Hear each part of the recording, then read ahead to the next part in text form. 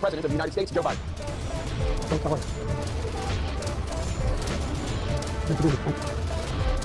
And please welcome the 45th President of the United States, Donald Trump.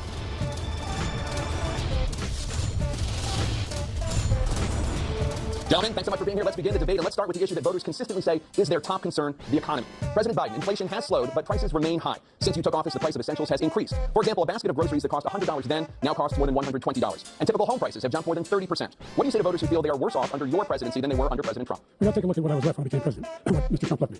We had an economy that was in free fall. The pandemic was so badly handled. Many people were dying. All he said was, it's not that serious. Just inject a little bleach and you're on. You'll be all right. The economy collapsed. There were no jobs. Unemployment rate rose to 15%. It was terrible. And so what we had to do is try to put things back together again. That's exactly what we began to do. We created 15,000 new jobs. We brought out in a position where we have 800,000 manufacturing jobs, but there's more to be done. There's more to be done. Working class people are still in trouble. I come from Scranton, Pennsylvania. I come from a household where the kitchen tables, things weren't able to be met during the month was a problem. Price of eggs, the price of gas, the price of housing, the price of a whole range of things. That's why I'm working so hard to make sure I deal with those problems. And we're going to make sure that we reduce the price of housing. We're going to make sure we build 2 million new units. We're going to make sure we cap rents so corporate greed can't take over. The combination of what was left in the corporate greed is the reason why we're in this problem right now. In addition to that, we're in a situation where if you have to take a look at all that was done in this administration, he didn't do much at all. By the time he left, things were in chaos. Literally chaos. And so we put things back together. We created, I said, those jobs. We make sure we had a situation where we brought down the price of prescription drugs, which is a major issue for many people. To $15 for an insulin shot as opposed to $400. No senior has to pay more than $200 for any drug, all the drugs they can include beginning next year. In a situation we're going to make that available to everybody, all Americans. So we're working to bring down the price around the kitchen table, and that's what we're going to get done. Thank you, President Trump. We had the greatest economy in the history of our country, and we have never done so well. Everybody was amazed by it. Other countries were copying us. We got hit with COVID, and when we did, we spent the money necessary so we wouldn't end up in the Great Depression, the likes of which we had in 1929. By the time we finished, we did a great job. We got a lot of credit for the economy, a lot of credit for the military, and no wars, and so many other things. Everything was rocking good. But the thing we never got the credit for, and we should have, is getting us out of that COVID mess. He created mandates that was a disaster for our country, but other than that, we had given them back a country where the stock market actually was higher than pre-COVID, and nobody thought that was even possible. The only jobs he created are for illegal immigrants and bounce-back jobs, a bounce back from the COVID. He has not done a good job. He's done a poor job, and inflation's killing our country. It is absolutely killing us. Thank you, President Biden. Well, it's the greatest economy in the world. He's the only one who thinks that, I think. I don't know anybody else who thinks that we have the greatest economy in the world. And, the fact of the matter is that we find ourselves in a situation where his economy, he rewarded the wealthy. He had the largest tax cut in American history, $2 trillion. He raised a deficit larger than any president has in any one term. He's the only president other than Herbert Hoover who lost more jobs than he had when he began, since Herbert Hoover. The idea that he did something that was significant in the military. When he was president, they were still killing people in Afghanistan. He didn't do anything about that. When he was president, we still found ourselves in a position where you had a notion that we were this safe country. The truth is, I'm the only president this century that doesn't have this decade, that doesn't have any troops dying anywhere in the world like he did.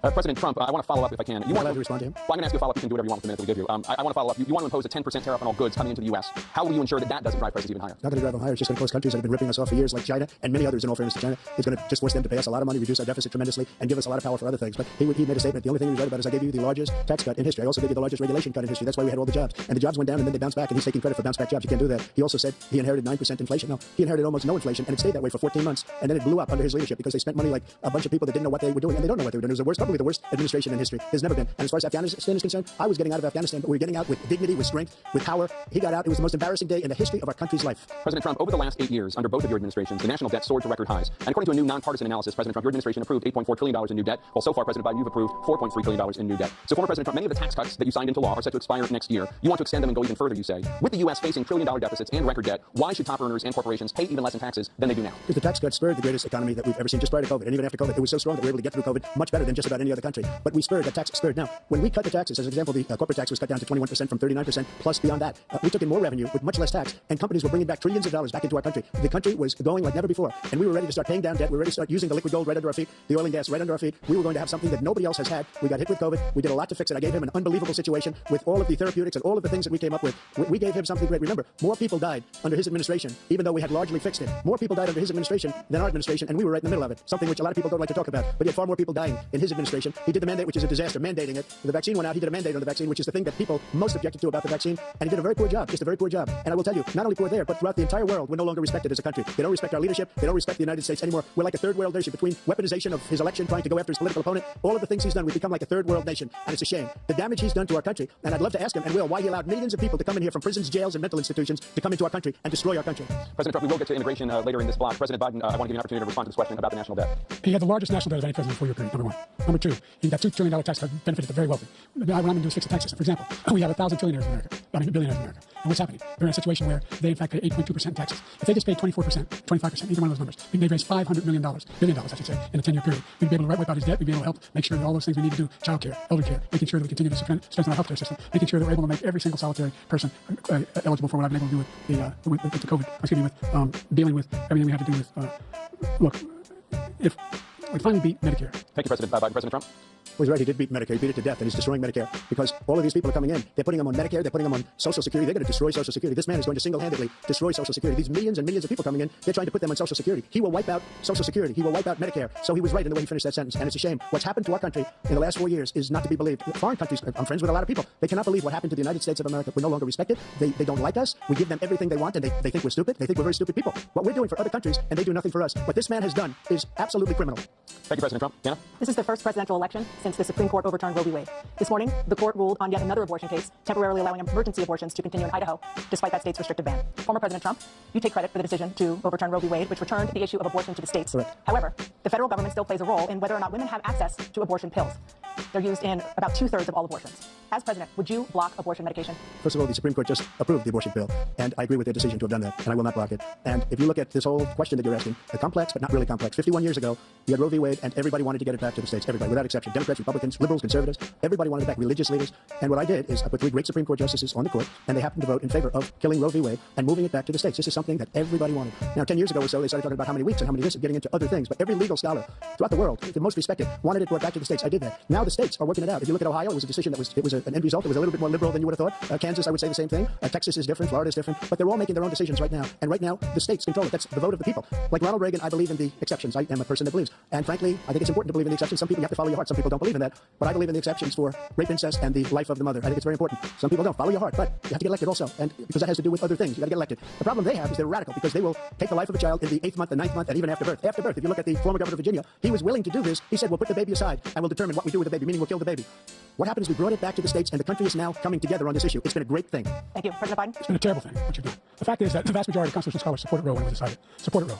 And that's this idea that they're all against it is just ridiculous. And this is the guy who says the state should be able to have it. We're in a state where in 6 weeks, you don't even know whether you're pregnant or not, but you cannot see a doctor and have him decide on what your circumstances are, whether you need help. The idea that states are able to do this is a little like saying we're going to turn civil rights back to the states, that each state have a different rule. Look, there's so many young women who have been, including a young woman who just was murdered, and he went to the funeral. The idea that she was murdered by an immigrant coming in there. We talk about that. But here's the deal. There's a lot of young women being raped by their in-laws, by their spouses, brothers and sisters. It's just ridiculous. And they can do nothing about it. And they try to arrest them across state line. Thank you.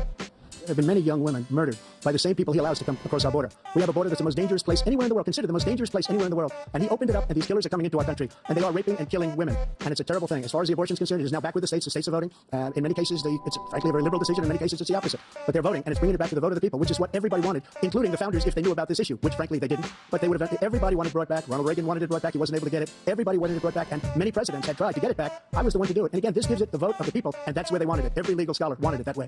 Staying on the topic of abortion, President Biden, 7 states, I'll let you do that. This is the same topic. 7 states have no legal restrictions on how far into a pregnancy a woman can obtain an abortion. Do you support any legal limits on how late a woman should be able to terminate a pregnancy? I supported Roe v. Wade, which had 3 trimesters. First time is between the woman and the doctor. Second time is between the doctor and an extreme situation. The third time is between the doctor, between the woman and the state. The idea that the politicians, that the founders want the politicians to be the ones making decisions about women's health is ridiculous. It's the last. No politician should be making that decision. A doctor should be making those decisions. That's how it should be run. That's what you're going to do. And if I'm elected, I'm going to restore Roe v. Wade.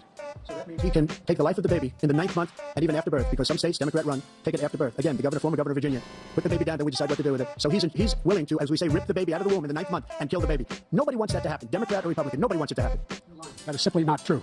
The Roe v. Wade does not provide for that. That's not the circumstance. Only woman's life is in danger. She's going to die. That's the only circumstance which that can happen. But we are not for late-term abortion, period. Period. Under Roe v. Wade, you have late-term abortion. You can do whatever you want, depending on the state. You can do whatever you want. We don't think that's a good thing. We think it's a radical thing. We think the Democrats are the radicals, not the Republicans. For 51 years, that was the law. 51 years, constitutional scholarship said it was the right way to go. 51 years, and it was taken away because this guy put very conservative members on the Supreme Court. He takes credit for taking it away. What's he going to do? What's he going to do, in fact, if the MAGA Republicans, he gets elected, and the MAGA Republicans control the Congress, and they pass a universal ban on abortion, period, across the board, at 6 weeks or 7 or 8 or 10 weeks, something very, very conservative. Is he going to sign that bill? I'll veto it. He'll sign it. Thank you. Let's turn now to the issue of immigration and border security. President Biden, a record number of migrants have illegally crossed the southern border on your watch, overwhelming border states and overburdening cities such as New York and Chicago, and in some cases causing real safety and security concerns. Given that, why should voters trust you to solve this crisis? Because we worked very hard to get a bipartisan agreement that not only changed all of that, it made sure that we are in a situation where you had no circumstance where they could come across the border with the number of border police there are now. We significantly increased the number of asylum officers. Significantly, by the way, the Border Patrol endorsed my position. In addition to that, we find ourselves in a situation where when he was president, he was separating babies from their mothers, putting them in cages, making sure the families were separated. That's not the right way to go. What I've done since I've changed the law, what's happened? I've changed it in a way that now now you're in a situation where there are 40% fewer people coming across the border legally. It's better than when he left office. And I'm going to continue to move until we get the total ban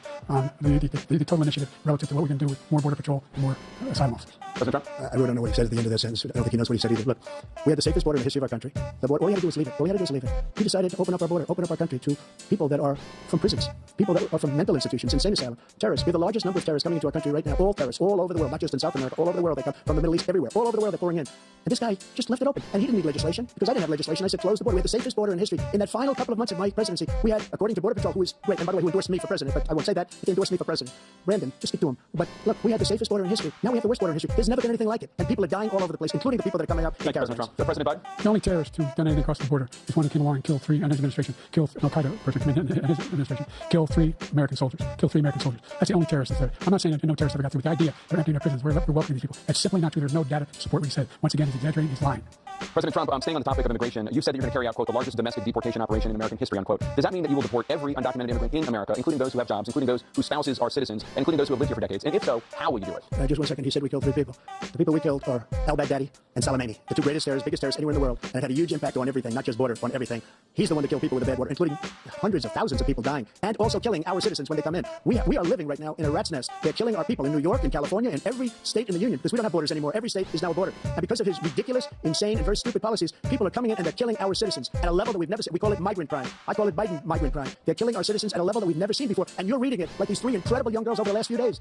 One of them, I just spoke to the mother, and he just had the funeral for this girl, 12 years old. This is horrible what's taken place. What's taken place in our country. We're literally an uncivilized country now. He doesn't want it to be. He just doesn't know. He opened the borders. Nobody's ever seen anything like. And we have to get a lot of these people out, and we have to get them out fast because they're going to destroy our country. Just take a look at where they're living. They're living in luxury hotels in New York City and other places. Our veterans are on the street. They're dying because he doesn't care about our veterans. He doesn't like the military at all, and he doesn't care about our veterans. Nobody been worse. I had the highest approval rating for veterans taking care of the VA. He has the worst. He's gotten rid of all the things that I approved. Choice that I got through Congress, all of the different things I approved, they abandoned. We had by far the highest, and now it's down in less than half because he's done all these great things that we did, and I think he did it just because I approved it, which is crazy. But he has killed so many people at our border by allowing all of these people to come in. And it's a very sad day in America. President Biden, you have the mic. Every single thing he said is a lie. Every single one. For example, veterans are a hell of a lot better off since they passed the PACT Act. 1 million of them now have insurance, and their families have it. Their families have it because what happened, whether it was Agent Orange or burn pits, they're all being covered now. And his group opposed that. We're also in a situation where we have great respect for veterans. My son spent a year in Iraq, living right next to one of those burn pits, came back with stage 4 glioblastoma. I was recently in France for D-Day, and I spoke all about those heroes that died. I went to the World War II cemetery, World War I cemetery he refused to go to. He was standing with his 4-star general, and he told me, he said, I don't want to go in there because they're a bunch of losers and suckers. My son was not a loser, he's not a sucker. You're the sucker. You're the loser.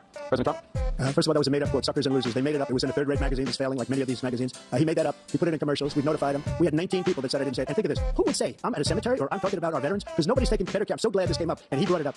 There's nobody that's taken better care of our soldiers than I have. To think that I would, in front of generals and others, say suckers and losers. We have 19 people that said it was never said by me. It was made up by him, just like Russia was made up, just like the 51 intelligence agents are made up, just like the new thing with the 16 economists are talking. It's the same thing. 51 intelligence agents said that the laptop was Russia disinformation. It wasn't. That came from his son Hunter. It wasn't Russia disinformation. He made up the suckers and losers. So he should apologize to me right now.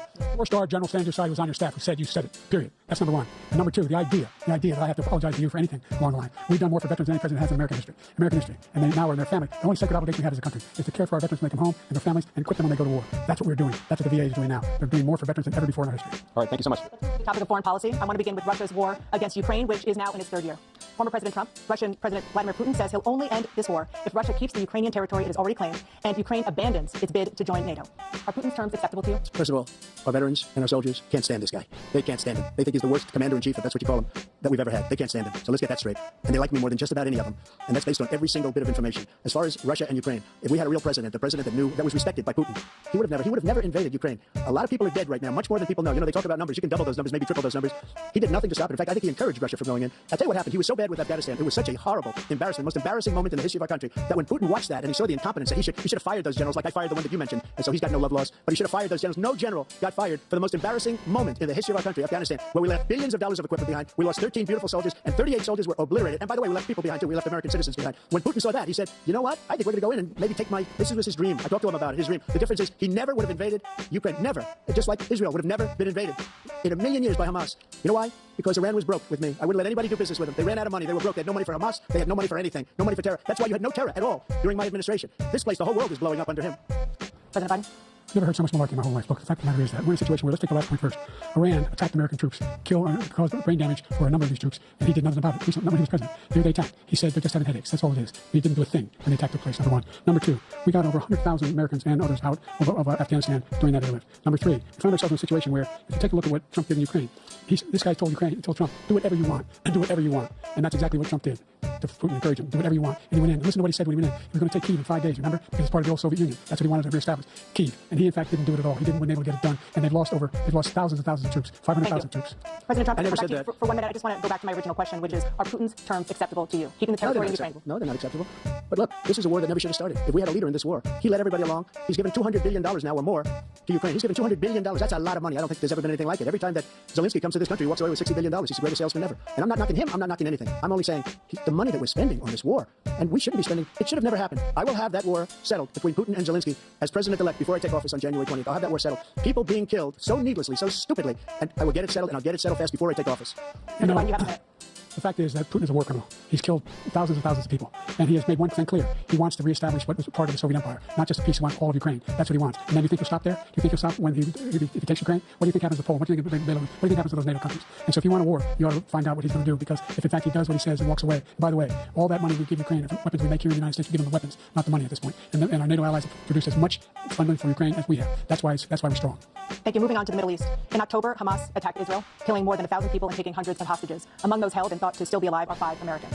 Israel's response has killed thousands of Palestinians and created a humanitarian crisis in Gaza. President Biden, you've put forward a proposal to resolve this conflict, but so far Hamas has not released the remaining hostages, and Israel is continuing its military offensive in Gaza. So what additional leverage will you use to get Hamas and Israel to end the war? You have 2 minutes. Number one, everyone from the United Nations Security Council straight through the G7 to the Israelis and Netanyahu himself have endorsed the plan that put forward, which has 3 stages to it. The first stage is we trade the hostages for a ceasefire. Second phase is a ceasefire with additional conditions. The third phase is the end of the war. The only one who wants the war to continue is Hamas. Number one. They're the only one standing out. We're still pushing hard to get them to accept. In the meantime, what's happened? In Israel, we're finding the only thing I've denied Israel was 2,000-pound bombs. They don't work very well in populated areas. They kill a lot of innocent people. We're providing Israel with all the weapons they need and when they need them. And by the way, I'm the guy that organized the world against Iran when they had a full-blown intercontinental ballistic missile attack on Israel. No one was hurt. No one Israeli was accidentally killed. And it stopped. We saved Israel. We are the biggest producer of support for Israel of anyone in the world. And so they're 2 different things. Hamas cannot allow it to continue. We continue to send our experts and our intelligence people as to how they can get Hamas like we did bin Laden. You don't have to do it. And by the way, they've been greatly weakened, Hamas. Greatly weakened, and they should be. They should be eliminated. But you've got to be careful for using certain weapons among population centers.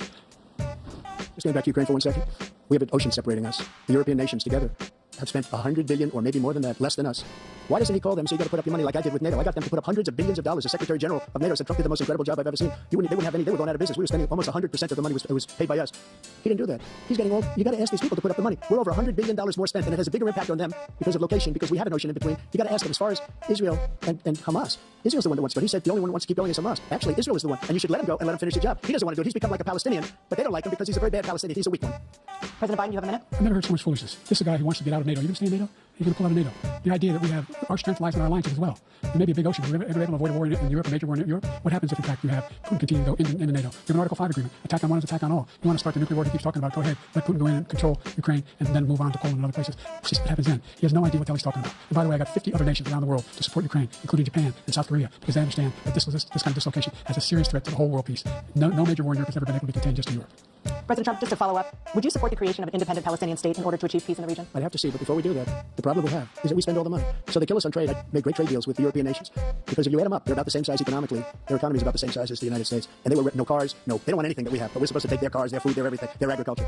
I changed that. But the big thing I changed is they don't want to pay. And the only reason that he can play games with NATO is because I got them to put up hundreds of billions of dollars. I said, and he's right about this, I said, no, I'm not going to support NATO if you don't pay. They asked me that question, would you guard us against Russia at a very secret meeting of the 28 states at that time, nations at that time. And I said, no, if you don't pay, I won't do that. And you know what happened? Billions and billions of dollars came flowing in the next day and the next months.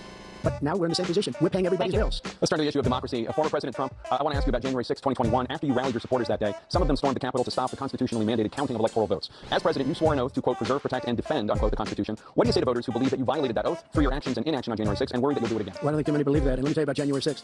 On January 6th, we had a great border. Nobody coming through, very few. On January 6th, we were energy independent. On January 6th, we had the lowest taxes ever. We had the lowest regulations ever. On January 6th, we were respected all over the world. All over the world, we were respected. And then then he comes in, and we're now laughed at. We're like a bunch of stupid people. That what happened to the United States' reputation under this man's leadership is horrible, including weaponization, which I'm sure at some point you'll be talking about, where he goes after his political opponent because he can't beat him fair and square. You have 80 seconds left. My question was, what do you say to those voters who believe that you violated your constitutional oath for your actions in action on January 6, 2021, and worry that you'll do it again? Well, I didn't say that to anybody. I said peacefully and patriotically. And Nancy Pelosi, if you just watched the news from 2 days ago, on tape to her daughter, who's a documentary filmmaker, like they say, but she's saying, oh, no, it's my responsibility. I was responsible for this. Because I offered her 10,000 soldiers or National Guard, and she turned them down. And the mayor, in writing, by the way, the mayor, in writing, turned it down, the mayor of D.C. They turned it down. I offered 10,000 because I could see. I had virtually nothing to do. They asked me to go make a speech. I could see what was happening. Everybody was saying they're going to be there on January 6th. They're going to be there. And I said, you know what? There's a lot of people coming. You could feel it. You could feel it too, and you could feel it. And I said, they ought to have some National Guard or whatever.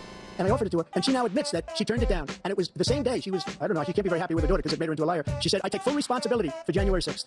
President Biden? Look, he encouraged those folks to go up the Capitol Hill, number one.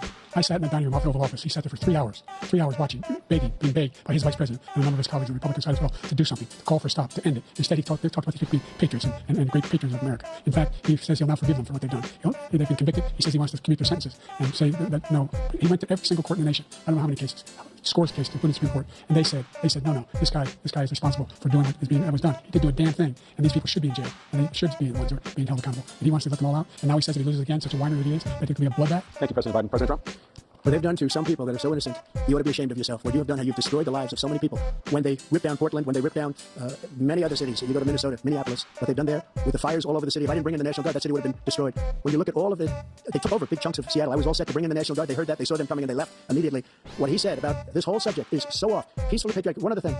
The Unselect Committee, which is basically two horrible Republicans that are all gone now out of office, and Democrats, all Democrats, they destroyed and deleted all of the information they found because they found out we were right. We were right. And they deleted and destroyed all of the information. They should go to jail for that. If a Republican did that, they go to Thank you, jail. President Trump. President Biden, I want to give you a minute. The only person on the stage is a convicted felon is the man I'm looking at right now. And the fact of the matter is, what he's telling you is simply not true. The fact is that there was no effort on his part to stop what was going on up in Capitol Hill. And all those people, every one of those who were convicted, concerned over desks, concerned over statues, the idea that those people are patriots, come on. When I asked him the first two debates we had, first time around, I said, will you denounce the Proud Boy? He said, no, I'll tell them to stand by. The idea he's refusing, will you denounce these guys? Will you denounce the people we're talking about now? Will you denounce the people who attacked that Capitol? What are you going to do? I'm going to give you a minute, President Trump, for a follow-up question I have. After a jury convicted you of 34 felonies last month, you said if reelected, you would, quote, have every right to go after, unquote, your political opponents. You just talked about members of the Select Committee on January 6th going to jail. Your main political opponent is standing on stage with you tonight. Can you clarify exactly what it means about you feeling you have every right to go after your political opponents? Well, I said my retribution is going to be success. We're going to make this country successful again because right now it's a failing nation. My retribution is going to be success. But when he talks about a convicted felon, his son is a convicted felon at a very high level. His son is convicted, going to be convicted probably numerous other times. Should have been convicted before, but his Justice Department let the statute of limitations lapse on the most important things. But he could be a convicted felon as soon as he gets out of office. Joe could be a convicted felon with all of the things that he's done. He's done horrible things. All of the death caused at the border, telling the Ukrainian people that we're going to want $1 billion, you change the prosecutor. Otherwise, you're not getting $1 billion. If I ever said that, that's quid pro quo.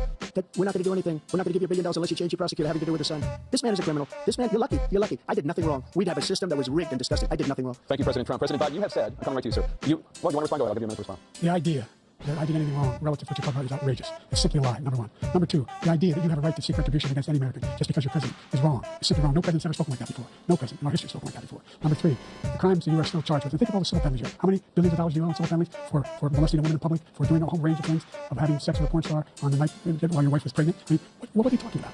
You're the morals of an alley cat.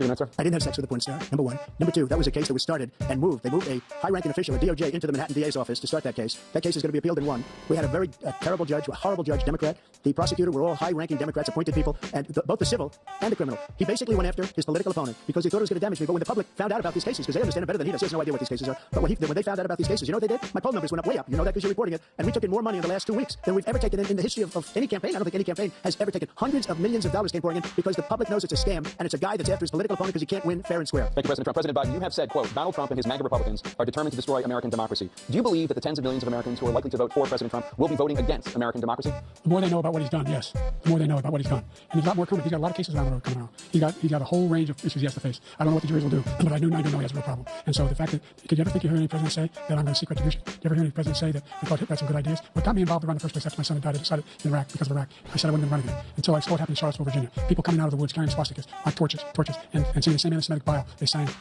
back in Germany. And a young woman got killed. I spoke to the mother, and they asked him, they said, what do you think of those people? The people, the ones that wanted to try to stop it, and the ones he said, I think they're fine people on both sides. What American president would ever say, Nazis coming out of fields, carrying torches, singing the same anti-Semitic bile, carrying swastikas? They're fine people. And this is a guy who says Hitler's done some good things. I'd like to know what they are. Good things Hitler's done, that's what he said. This guy has no sense of American democracy. President Trump. Jake, both of you know that story's been totally wiped out because when you see the sentence, it said 100% exoneration on that. So he just keeps it going. He says he ran because of Charlottesville. He didn't run because of Charlottesville. He ran because it was his last chance. He's not equipped to be president. You know it, and I know it. It's ridiculous. We have a debate. We're trying to justify his presidency. His presidency, he's without question the worst president, the worst presidency in the history of our country. We shouldn't be having a debate about it. There's nothing to debate. He made up the Charlottesville story, and you'll see it's debunked all over the place. Every reasonable anchor has debunked it. And just the other day it came out where it was fully debunked. It's a nonsense story. He knows that, and he didn't run because of Charlottesville. He used that as an excuse to run. President Biden. And debunk. It happened. All you have to do is listen to what was said at the time. And the idea that somehow that's the only reason I ran. I ran because I was worried a guy like this guy could get elected. If he thought they were good people coming out of that forest, carrying those torches, then he didn't deserve to be president. Didn't deserve to be president at all. And the idea that he's talking about all this being fabricated, we saw it with our own eyes. We saw what happened on January 6th. We saw the people breaking through the windows. We saw people occupying his own vice president. But there's a reason why 40 of his 44 top cabinet officers refused to endorse him this time. His vice president hasn't endorsed him this time. So why? Why? They know him well. They serve with him. Why are they not endorsing him? Thank you, President Biden. We're going to be right back with more from the CNN presidential debate.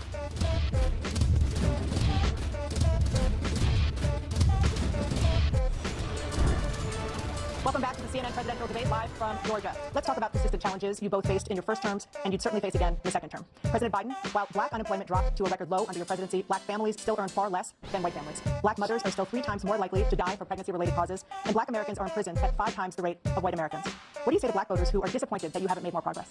They acknowledge they made a lot of progress, number one. The fact of the matter is there are more small black businesses that have been started in any time in history. Number 2, the wages of black unemployment is the lowest level spent in a long, long time. Number 3, we're trying to provide housing for black Americans and dealing with the segregation that exists among these corporations that collude to keep people out of their houses.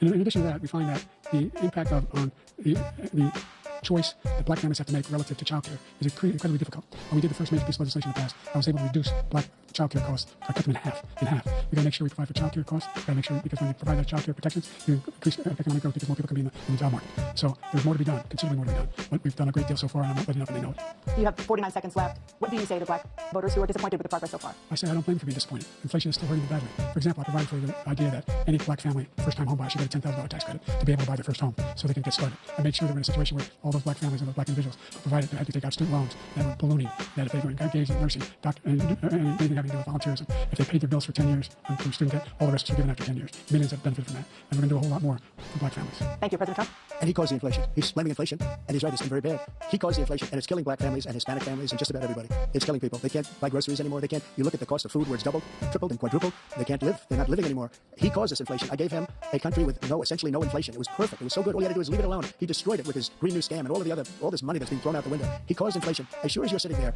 the fact is that his big kill on the black people is the millions of people that he's allowed to come in through the border. They're taking black jobs now, and it could be 18, it could be 19, and even 20 million people. They're taking black jobs, and they're taking Hispanic jobs, and you haven't seen it yet, but you're going to see something that's going to be the worst in our history. Thank you, President Biden. There was no inflation when I became president. You know why? The economy was flat on its back. 50% unemployment. He decimated the economy. Absolutely decimated the economy. That's why there was no inflation at the time. There were no jobs. He provided thousands of millions of jobs for individuals who are in all communities, including minority communities. We made sure that they have health insurance. We have covered, if the ACA has increased, I made sure that there's $8,000 per person in the family to get written off for health care. This guy wants to eliminate that. They tried 50 times. He wants to get rid of the ACA again. And they're going to try again if they win. We find ourselves in a position where the idea that we're not doing any, we put more police on the street than any administration has. He wants to cut the cops. We're providing for equity and making sure people have a shot to make it. There's a lot going on. But inflation, he caused it by his tremendous malfeasance in the way he handled the pandemic. Thank you. Another persistent challenge is the climate crisis. 2023 was the hottest year in recorded history, and communities across the country are confronting the devastating effects of extreme heat, intensifying wildfires, stronger hurricanes, and rising sea levels. Former President Trump, you've vowed to end your opponent's climate initiatives, but will you take any action as president to slow the climate crisis? Let me just go back to what he said about the police, how close the police are to him. Almost every police group in the nation from every state is supporting Donald J. Trump. Almost every police group. And what he's done to the black population is horrible, including the fact that for 10 years he called them super predators. In the 1990s, we can't forget that. Super predators was his name, and he called it to them, and they've taken great offense at it, and now they see it happening. But when they see what I did for criminal justice reform and for the historically black colleges and universities, where I funded them and got them all funded, and the opportunity zones with Tim, as you know, Tim Scott was incredible. He did a great job. Great senator from South Carolina. He came to me with the idea. It was a great idea. It's one of the most successful economic development acts ever in the country. Opportunity zones, and the biggest beneficiary are blacks, and that's why we have the best numbers with them in maybe ever. If they're saying ever, I read this morning, where ever the best numbers. He's lost much of the black population because he's done a horrible job for black people. He's also done a horrible job for Hispanics. But when you see these millions of people pouring into our country and they're going to take the jobs, and it's already started, and you haven't seen anything yet, it's a disaster. You have 38 seconds left. President Trump, will you take any action as president to slow the climate crisis? So I want absolutely immaculate clean water, and I want absolutely clean air, and we had it. We had H2O. We had the best numbers ever, and we were using all forms of energy, all forms, everything. And yet, during my 4 years, I had the best environmental numbers ever. And my top environmental people gave me that statistic just before I walked on the stage, actually. I don't know where the hell he's been. The idea that anything he said is true.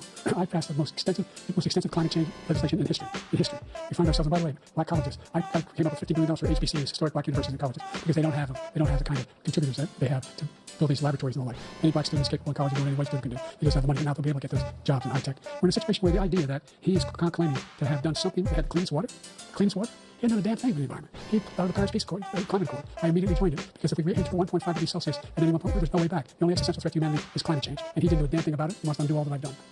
The Paris Accord was going to cost us $1 trillion, and China nothing, and Russia nothing, and India nothing. It was a ripoff of the United States, and I ended it because I didn't want to waste that money because they treated us horribly. We were the only ones who was costing us money. Nobody else was paying into it, and it was a disaster. But everything that he said just now, I'll give you an example. I heard him say before insulin. I'm the one that got the insulin down for the seniors. I took care of the seniors. What he's doing is destroying all of our medical programs because the migrants coming in, they want everybody. And look, I have the biggest heart on the stage. I guarantee you that, and I want to take care of people. But we're destroying our country. They're taking over our schools, our hospitals, and they're going to be taking over Social Security. He is destroying Social Security, Medicare, and Medicaid. The idea is that we, in fact, we were the only ones of consequence who were not members of the Paris Accord. How can we do anything if we're not able? The United States can't get us under control. One of the largest polluters in the world. Number one, we're making significant progress. By 2035, we will have cut pollution in half. We've made significant progress, and we're continuing to make progress. We set up a climate corps for thousands of young people to learn how to deal with just like Peace Corps, and we're moving in directions that are going to significantly change the elements of cause of pollution. But the idea that he claims that he has the biggest heart up here and he's really concerned about pollution and about climate, I've not seen any indication of that. And by the way, with regard to prescription drugs, one company agreed that they would reduce the price to $35, which I was calling for, one voluntarily. I made sure every company in the world, every pharmaceutical company, cannot have to pay that. And by the way, So every day, millions of Americans struggle just to make ends meet. For many older Americans, Social Security provides a critical lifeline. President Biden, if nothing is done to Social Security, seniors will see their benefits cut in just over 10 years. Will you name tonight one specific step that you're willing to take to keep Social Security solvent? yes, make the very wealthy begin to pay their fair share. Right now, everybody making under $170,000 pays 6% of their income, of their paycheck, every single time they get a paycheck from the time the first one they get when they're 18 years old. The idea that they're going to, I'm proposing that everybody, they pay, the millionaires pay 1%. So no one I've not raised the cost of Social Security for anybody under $400,000 after that, I began to make the wealthy begin to pay their fair share by increasing from 1% beyond to be able to guarantee the program for life. So you still have 82 seconds left. Are there any other measures that you think that would be able to help keep Social Security solvent, or is that one enough? Well, no, that one enough will keep it solvent, but the biggest thing we'll do is we defeat this man because he wants to get rid of Social Security. He thinks there's plenty to cut in Social Security. He's wanting to cut Social Security and Medicare, both times. And if you look at the program put forward by the House Republican caucus that he supports, is in fact want to cut it as well. The idea that we don't need to protect our seniors is ridiculous. And by the way, the American public has greater health care coverage today than ever before. And on the ACA, as I said, we're in a circumstance where 400,000 people, 40 million people, do not have insurance because they have a pre-existing condition. Only allows them to have that insurance is the fact that they, in fact, are part of the ACA. And by the way, the other thing is, we're in a situation where I talk about education for black communities. I've raised the amount of money for Pell Grants another $8,000. Anybody making under $70,000 a year can be able to get $15,000 towards the tuition. He just doesn't know what he's talking about. Thank you, President Biden. President Trump. So I've dealt with politicians all my life. I've been on this side of the equation for the last 8 years. I've never seen anybody lie like this guy. He lies. I've never seen it. He can look you in the face. About so many other things too. And we mentioned the laptop. We mentioned Russia, Ukraine. And everything he does is a lie. It's misinformation and disinformation. The losers and suckers story that he made up is a total lie on the military. It's a disgrace. But Social Security, he's destroying it because millions of people are pouring into our country, and they're putting them onto Social Security. They're putting them onto Medicare, Medicaid. They're putting them in our hospitals. They're taking the place of our citizens. What they're doing to the VA, to our veterans, is unbelievable. Our veterans are living in the street, and these people are living in luxury hotels. He doesn't know what he's doing, and it's really coming back. I've never seen such anger in our country before. President Biden. The idea that veterans are not being taken care of. I told you before. By the way, when I said suckers and losers, he said he acknowledged after that he fired that general. That general got fired because he's the one who acknowledged that that's what he said. He was the one standing with Trump when he said it. Number one. Number two, the idea that we're going to be in a situation where all these millions and millions of things talks about illegal aliens are coming into the country and taking away our jobs. There's a reason why we have the fastest growing economy in the world. The reason why we have the most successful economy in the world. We're doing better than any other nation in the world. And by the way, those 15 Nobel laureates he talked about being phony, those 15 Nobel laureates, economists, they all said that if Trump is reelected, we're likely to have a recession and inflation is going to increase and go up. And by the way, worst president in history, 159 presidential scholars voted him the worst president in the history of the United States of America. President Biden, thank you so much. Let's turn to the cost of child care, which many American families struggle to afford. President Trump, both you and President Biden have tried to address this issue, but the average cost of child care in this country has risen to more than $11,000 a year per child. For many families, the cost of child care for 2 children is more than their rent. In your second term, what would you do to make child care more affordable? Just to go back, the general got fired because he was no good. And if he said that, that's why he made it up. But we have 19 people that said I didn't say it, and they're very highly respected, much more so than him. The other thing is, he doesn't fire people. He never fired people. I've never seen him fire anybody. I did fire a lot. I fired Comey because he was no good. I fired a lot of the top people at the FBI, drained the swamp. They were no good. Not easy to fire people. You pay a price for it, but they were no good. I inherited these people. I didn't put him there. I didn't put Comey there. He was no good. I fired him. This guy hasn't fired anybody. He never fires. He should have fired every military man that was involved with that the Afghanistan horror show, the most embarrassing moment in the history of our country. He didn't fire. Did you fire anybody? Did you fire anybody that's on the border, that's allowed us to have the worst border in the history of the world? Did anybody get fired for allowing 18 million people, many from prisons, many from mental institutions? Did you fire anybody that allowed our country to be destroyed? Joe, our country is being destroyed as you and I sit up here and waste a lot of time on this debate. This shouldn't be a debate. He's the worst president. He just said it about me because I said it. But look, he's the worst president in the history of our country. He's destroyed our country. Now all of a sudden he's trying to get a little tough on the border. He came out with a nothing deal, and reduced it a little bit, like this much. It's insignificant. He wants open borders. He wants our country to either be destroyed or he wants to pick up those people as voters. And I don't think we just can't let it happen. If he wins this election, our country doesn't have a chance, not even a chance, of coming out of this rut. We probably won't have a country left anymore. That's how bad it is. He's the worst in history by far. Thank you, President Trump. President Biden. We're the most admired country in the world. We're the United States of America. There's nothing beyond our capacity. We're the finest military in the history of the world. The finest in the history of the world. No one thinks we're weak. No one wants to screw around with us. Nobody. Number one. Number two, the idea that we're talking about worst presidents. I wasn't joking. Look it up. Go online. 159 or 58, don't know the exact number. Presidential historians. They had meetings and they voted who was the worst president in American history. One from best to worst. They said he was the worst in all of American history. That's a fact. That's not conjecture. He can argue they're wrong, but that's what they voted. The idea that he is willing doing anything to deal with child care. He did virtually nothing to child care. We should significantly increase the child care tax credit. We should significantly increase the availability of women and men, of single parents to be able to go back to work. And we should encourage businesses to have. Thank you, President Biden. President Trump, the question was about what would you do to make child care more affordable. If you want to take a minute. Just so you understand, we have polling, we have other things that they rate him the worst because what he's done is so bad. And they rate me, I'll show you, I will show you, and they rate me one of the best, okay? And if I'm given another 4 years, I will be the best. I think I'll be the best. Nobody's ever created an economy like us. Nobody ever cut taxes like us. He's the only one I know. He wants to raise your taxes by 4 times. He wants to raise everybody's taxes by 4 times. He wants the Trump tax cuts to expire. So everybody, including the two of you, are going to pay 4 to 5 times. Nobody ever heard of this before. All my life I grow up and I see politicians talking about cutting taxes. When we cut taxes, as I said, we did more business. Apple and all these companies, they were bringing money back into our country. The worst president in history by far, and everybody knows it. President Biden? Look, the fact of the matter is that he's dead wrong about he will increase the taxes on middle class people. I said I never raised the taxes on anybody making less than $400,000. I didn't. These tariffs, 10% tariffs. Everything coming into the country, you know what the economists say? That's going to cost the average American $2,500 a year more because they're going to have to pay the difference in food and all the things that we're importing. Number two, he's in a situation where he talks about how he has not raised, he somehow helped the middle class. The middle class has been devastated by you. Now you want a new tax cut of $5 trillion over the next 10 years, which is going to fundamentally bankrupt the country. You have the largest deficit of any president in American history, number one. Number two, you have not, in fact, made any contact, any progress with China.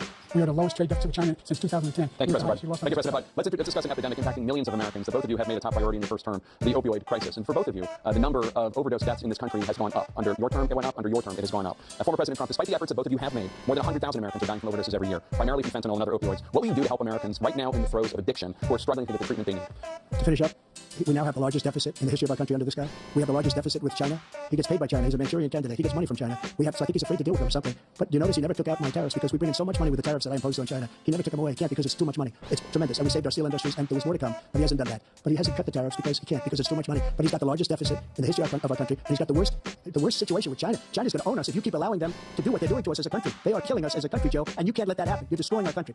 So, President Trump, you have 67 seconds left. The question was, what are you going to do to help Americans in the throes of addiction right now who are struggling to get the treatment they need? Jake, we're doing very well at addiction until the COVID came along. We had 2.5, almost 3 years of like nobody's ever had before, any country, in every way.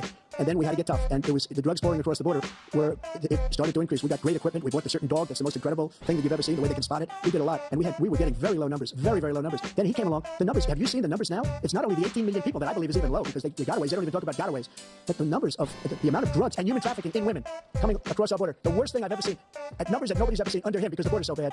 But the number of drugs coming across our border now is the largest we've ever had by far. President Trump, thank you. President Biden? Fentanyl and bipartisan fentanyl went down for a while. And I wanted to make sure we use a machine that can detect fentanyl. These big machines that roll over everything that comes across the border. And it costs a lot of money. That was part of this deal we put together. This bipartisan deal. More fentanyl machines, more be able to detect drugs, more numbers of agents, more numbers of all the border. And when we had that deal done, he called his Republican colleagues and said, don't do it. It's going to hurt me politically. No, he never argued it's not a good bill. It's a really good bill. We need those machines. We need those machines. And we're coming down very hard in every country in Asia in terms of precursors for fentanyl. And Mexico is working with us to make sure they don't have the technology to be able to put it together. That's what we have to do. We need those machines. Thank you, President Biden. Now, President Trump, and again, the question is about Americans in the throes of addiction right now struggling to get the treatment they need. Well, this just does pertain to it. He ended Remain in Mexico. He ended catch and release. I made a catch and release in Mexico, not catch and release here. We had so many things that we had done. Hard negotiations with Mexico, and I got it all for nothing. It's just like when you have a hostage. We always pay $6 billion for every time we say a hostage. Now we have a hostage, a Wall Street Journal reporter. I think a good guy, and he's over there because Putin is laughing at this guy, probably asking for billions of dollars for the reporter. I will have him out very quickly as soon as I take office. Before I take office, I said, by literally, as soon as I win the election, I will have that reporter out. He should have had him out a long time ago, but Putin's probably asking for billions and billions of dollars because this guy pays it every time. We had 2 cases. We paid $6 billion for 5 people. I got 58 people out, and I paid essentially nothing. Thank you, President Trump. Yeah? Let's turn to concerns that voters have about each of you. President Biden, you would be 86 at the end of your second term. How do you address concerns about your capability to handle the toughest job in the world well into your 80s? Well, first of all, I spent half my career being criticized as being the youngest person in politics. I was the second youngest person ever elected to the United States Senate, and now I'm the oldest. This guy's 3 years younger and a lot less competent. I think that just look at the record. Look what I've done. Look, I've turned around the horrible situation he left me. As I said, 50 million new jobs, 800,000 manufacturing jobs, more investment in America, over billions of dollars in private investment in enterprises that we are growing. By the way, we brought off a lot of people. Well, the whole idea of computer chips, we used to have 40% of the market. We invented those chips, and we lost it because he was sending people to find the cheapest jobs overseas and to bring home a product. So I went to South Korea. I convinced Samsung to invest billions of dollars here in the United States. And guess what? Those fabs, they call it, to build these chips. Those fabs pay over $100,000. You don't need a college degree for them. And there's billions, about $40 billion already being invested and being built right now in the United States, creating significant jobs for Americans from all over the world. President Biden, you have 40 seconds left. Would you like to add anything? Yeah, I would. The idea that somehow we are this failing country I've heard a president talk like this before. We're the envy of the world. Name me a single major country president who wouldn't trade places with the United States of America for all our problems and all our opportunities. We're the most progressive country in the world in getting things done. We're the strongest country in the world. We're a country in the world who keeps our word, and everybody trusts us. All of our allies and those who he calls up to, from Kim Jong-un, he sends love letters to, Putin, etc. They don't want to screw around with us. Thank you. Former President Trump, to follow up, you would be 82 at the end of your second term. What do you say to voters who have concerns about your capabilities to serve? Well, I took 2 tests, cognitive tests. I aced them, both of them, as you know. We made it public. He took none. I'd like to see him take one, just one, a real easy one. Like go through the first 5 questions, you couldn't do it. But I took 2 cognitive tests. I took physical exams every year. And, we knock on wood wherever we may have wood, that I'm in very good health. I just won 2 club championships, not even senior, 2 regular club championships. To do that, you have to be quite smart, and you have to be able to hit the ball a long way. And I do it. He doesn't do it. He can't hit a ball 50 yards. He challenged me to a golf match. He can't hit a ball 50 yards. I think I'm in very good shape. I feel that I'm as in good a shape as I was 25, 30 years ago. Actually, I'm probably a little bit lighter, but I'm in as good a shape as I was years ago. I feel very good. I feel the same. But I was willing to take a cognitive test. And you know what? If I didn't do well, I aced him. Dr. Ronnie Jackson, who's a great guy when he was White House doctor. And then I took another one, a similar one. And one of them said they've never seen anybody ace him. Thank you. President Biden? You can see he is 6'5" and only 225 pounds, or 235 pounds. Well, you said 6'4", 200. So anyway, anyway, just take a look at what he says he is. Take a look at what he is. Look, I'd be happy to have a driving contest with him. I got my handicap, which when I was vice president, down to 6. And by the way, I told you before, I'm happy to play golf. You can carry your own bag. Think you can do it? It's a 6 handicap of all. I was at 8 handicap. 8. But I had, I've seen this way, I know this way. Let's not act like children. Let's not act like children. To a specific concern that voters have about you. Will you pledge tonight that once all legal challenges have been exhausted, that you will accept the results of this election, regardless of who wins, and you will say right now that political violence in any form is unacceptable? Well, I shouldn't have to say that, but of course I believe that. It's totally unacceptable.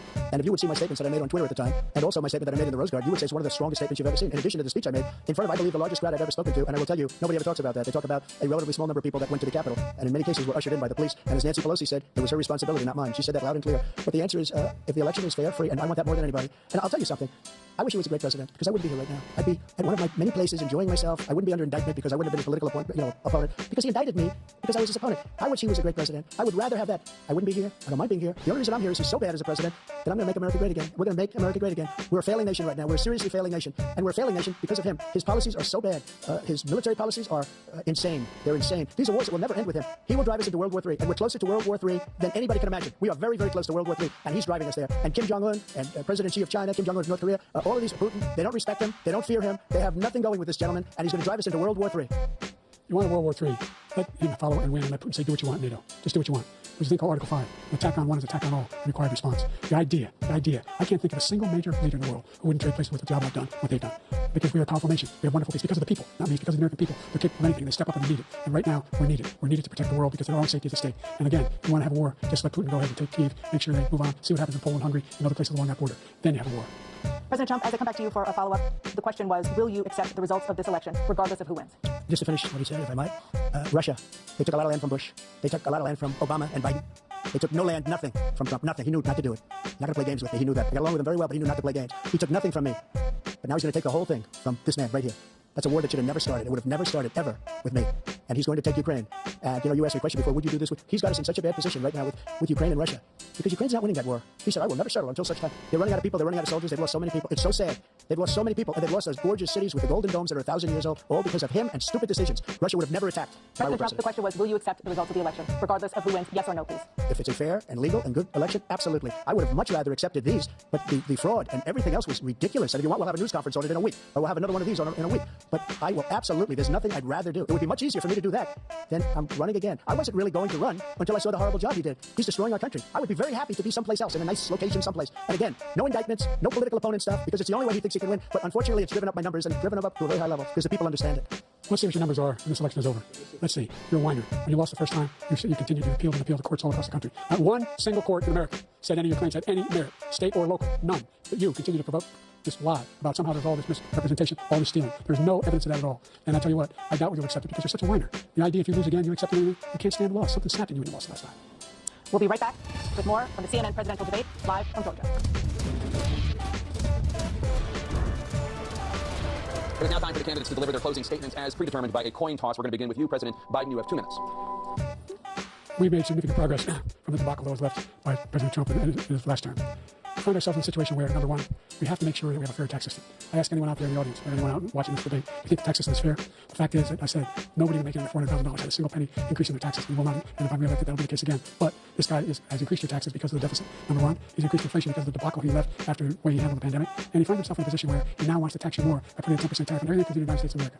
What I did, when, for example, he wants to get rid of the ability of Medicare for us to be able to negotiate drug prices with the big pharma companies. Well, guess what? We got it down to $35 for insulin instead of $400. No more than $2,000 for every senior, no matter how much prescription they need. You know what that did? That reduced the federal debt by $160 billion over 10 years because the government doesn't have to pay the exorbitant prices. I'm going to make that available to every senior all along. It's happening now, and everybody in America who wants to get rid of that. We're going to make sure that we have child care. We're going to significantly increase the credit that people have for child care. We're going to make sure we do something about what we're doing on lead pipes and all the things that are causing health problems for people across the country. We're going to continue to fight to bring down inflation and give people a break. Thank you, President Biden. President Trump, you now have 2 minutes for your closing statement. Like so many politicians, this man is just a complainer. He said, we want to do this, we want to do that, we want to get rid of this tax, that tax. But he doesn't do anything. He doesn't do, all he does is make our country unsafe by allowing millions and millions of people to pour in. Our military doesn't respect him. We look like fools in Afghanistan. We didn't stop Israel. It was such a horrible thing that would have never happened. It should have never happened. Iran was broke. Anybody that did business with Iran, including China, they couldn't do business with the United States. They all passed. Iran was broke. They had no money for Hamas or Hezbollah, for terror, no money whatsoever. Again, Ukraine should have never happened. He talks about all this stuff, but he didn't do it. For 3.5 years, we're living in hell. We have the Palestinians and we have everybody else rioting all over the place. You talk about Charlottesville. This is 100 times Charlottesville, 1,000 times. The whole country is exploding because of you, because they don't respect you, and they have to respect their president, and they don't respect you throughout the world. What we did was incredible. We rebuilt the military. We got the largest tax cut in history, the largest regulation cut in history. The reason he's got jobs is because I cut the regulations and gave jobs, but he's putting a lot of those regulations back on. All of the things that we've done, nobody's never seen anything like. Even from a medical standpoint, right to try, where we can try space-age materials instead of going to Asia or going to Europe and trying to get when you're terminally ill. Now you can go and you can get something. You sign a document. They've been trying to get it for 42 years. But you know what we did for the military was incredible. Choice for our soldiers. Where our soldiers, instead of waiting for 3 months to see a doctor, can go out and get themselves fixed up and readied up and take care of themselves, and they're living. And that's why I had the highest approval rating in the history of the VA. So all of these things, we're a failing nation, but it's not going to be failing anymore. We're going to make it great again. Thank you, former President Trump. President Biden, stay with us because we have full analysis of this debate. Anderson Cooper and Aaron Burnett starts now on CNN.